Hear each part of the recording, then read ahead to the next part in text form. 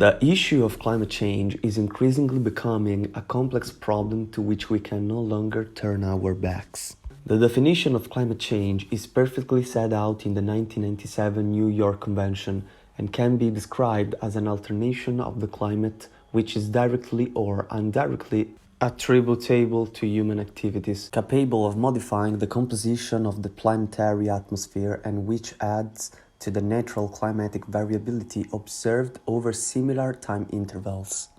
It's fair to specify that the triggering phenomena causing the devastating consequences of this phenomenon are factors that are not new to our planet. Over the last 400 million years of the Earth's history, there have been sudden changes in the temperature and in the concentration of greenhouse gases, which are extremely visible when compared to today. The variations mentioned above characterize a situation on our planet that took place before the appearance of human beings. The birth of an organized and evolved society over the centuries. The needs of human beings change over time, and an important distinguishing element in understanding how anthropogenic pollution produced by man has increased is given by an uncontrolled population growth. This has greatly influenced the growth of new problems, such as rising seas, drought, and forest fires.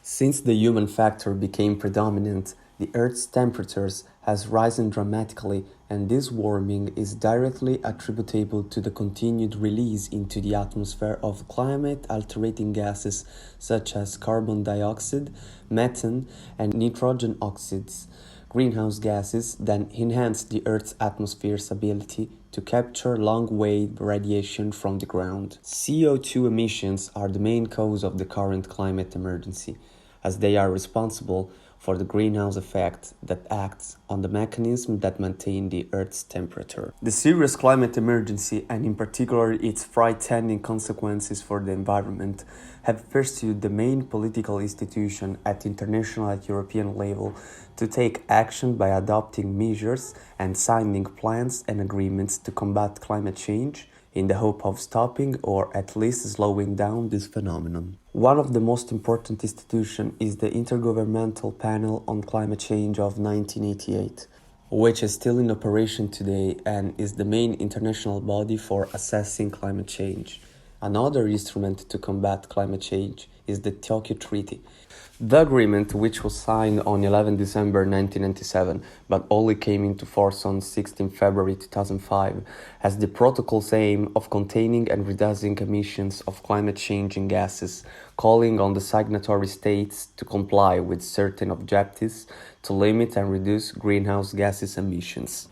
From an ecological and environmental point of view, the automotive industry is showing a considerable technological improvements and is committed to the objective of drastically reducing, if not eliminating, the level of CO2 in the air in the near future. Despite the fact that the sector has been developing for centuries, it was only after the energy crisis of 1973 that new words such as ecology and energy saving began to enter the vocabulary. Symbols of a change in the mentality of international society, which led to the ratification of anti-pollution regulation specifically designed to combat the phenomenon of fossil fuel abuse, which has irreversibly changed the modus vivendi of new generations. The zero-emission target is a concept that has entered the common vocabulary to indicate a product or service whose CO2 and greenhouse gas emissions are zero and therefore unable to contribute to global warming. Nowadays, it's finally clear that electric mobility is within the reach of the community and represents an alternative in urban areas. However, it should be pointed out that electric vehicles can only be described as zero emission if the electricity used for recharging is generated from renewable sources. As long as we are still minimally dependent on fossil fuels, it will still be utopian to achieve zero emissions. Nonetheless, hydrogen-powered electric prototypes now seem to be the most appropriate solution to bring us even closer to this utopian future goal. The hope of completely reducing carbon dioxide emissions is no longer as unrealistic as it was decades ago.